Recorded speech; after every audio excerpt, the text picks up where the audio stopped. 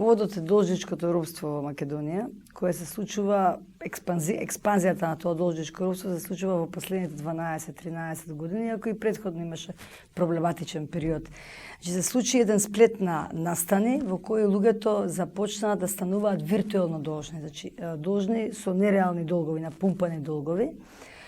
Не само во контекст на кредитни картички, потрошувачки кредити, хипотекарни кредити, при што имаше земање станови, куќи и се уште тоа се случува, туку и на некој сосема еден, дури да можам да кажам, еден апсурден начин, мислам дека тоа никаде го нема ни на Балканот, ни во Европа, од некоја минимална сума за комуналии, таа сума нараснува 10, 20, 30 пати поголема бројка од тоа што е.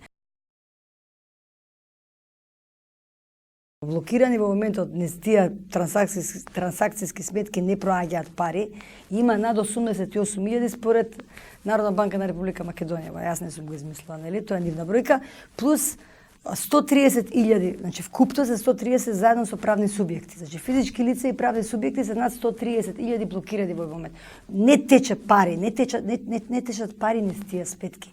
А тоа се луѓе кои живеат во сивиот дел. Некои се сигурно оцелени, да речеме една половина од нив, сигурно функционира во сивиот дел.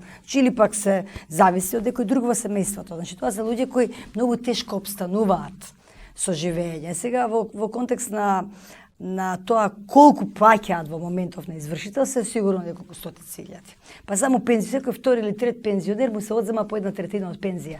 Тоа е страшно.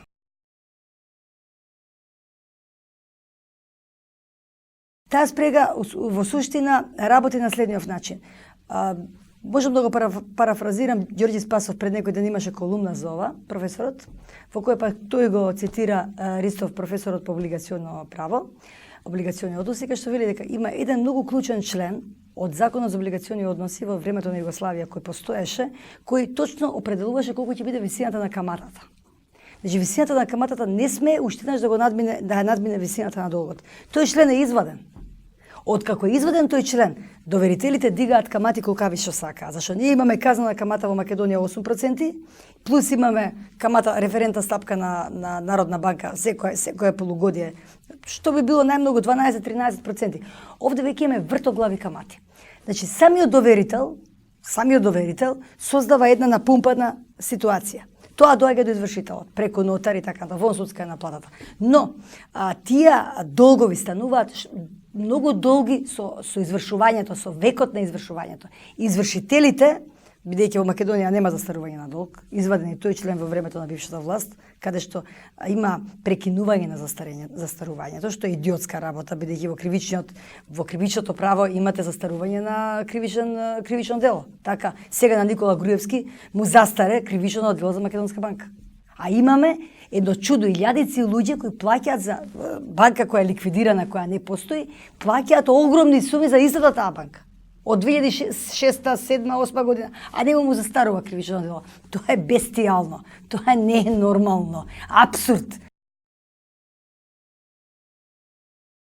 Диви лихвари, значи физичко лице. Сега слушам земани, не знам колку куќи се земени станови по Македонија. Позајмува преку нотар, значи со нотарска заверка, значи нотарот е лице со посебно, службено лице со посебно овластување нотарот, исто како извршителот. Му прави заверка на документ на лицето што позајмува пари на друго лице, во кое тој не се знае што има во документот. Значи ти му дозволуваш на лихварот да работи по негова камата. Затоа што никаде во Законот за облигационни односи не стои колкава треба да биде каматата. И сега имаме една апсурдна ситуација. Ја би го потполно избриша, значи би им забранила на нотарите вакви документи да прават. Како може нотар ова да го прави? Нотар кој се наоѓа под извршна власт. Земени се 2 куќи сега, скоро се у Скопје, земени се буквално со долг некој од 7-8 евра. Тоа нараснува на 50.000 евра, се обезвреднува сумата односно цената на куќата или на станот и тоа доаѓа во власништво на должникот. Но и тоа се извршува на тоа. Се тука имаме тројца. Го имаме физичкото лице кое дава пари, го имаме нотарот кој го заверува документот и го имаме извршителот кој извршува целата таа работа. Сега имаме тројца. Така, Тројца кои се вмешани во тоа. Значи, тоа е еден начин на заработување, еден начин не е тоа заработување, еден начин. Тоа е озаконување, не знам. Лихвари се тоа во прашање. Јас мислам дека лихварството е забрането со закон во оваа држава.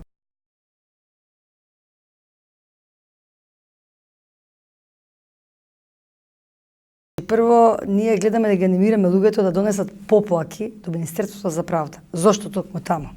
Затоа што извршителите се оттргнати и нотарите од судската власт. Они порано беа судски извршители. Судија извршител беа. Во Германија тоа се уште е пракса, значи во судот се извршителите. Во Германија се ја тера таа пракса и не се случуваат вакви работи.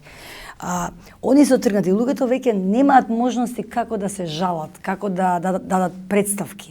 И ете, се сетивме да тоа биде Министерството за правда, да имаат контакт со службениците, со луѓето да го кажат проблемот, како се ограбени, како се буквално ограбени. Зашто тука имаме грабеж. Ако тебе извршителот 9 години ти го чува извршниот налог и не те извршува, расте вака каматата.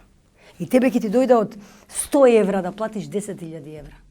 Тоа е чист грабеж, тоа нема врска со основниот долг. Значи, логиката на постојање на наплата е нарушена. Најважното нешто е овој закон за платен промет кој мора да се менува, затоа што таму постои еден член во кој му се дава право на извршителот да блокира. Со кое право да блокира?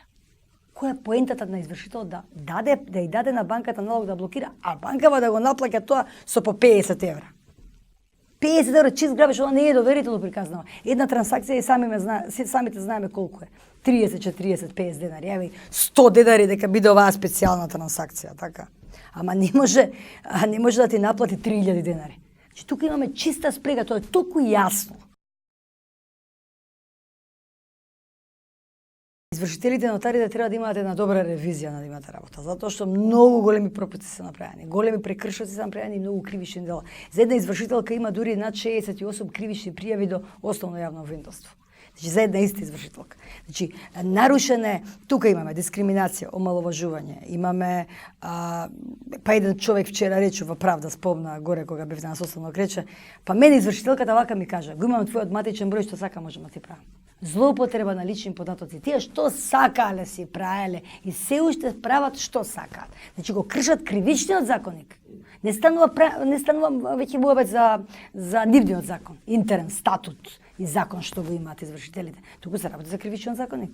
Значи ние бараме таа комплетна ревизија на и целосно промена на системот на наплата. Значи нов закон за извршување. Што е најважно, враќање нивно во суд, под судската власт.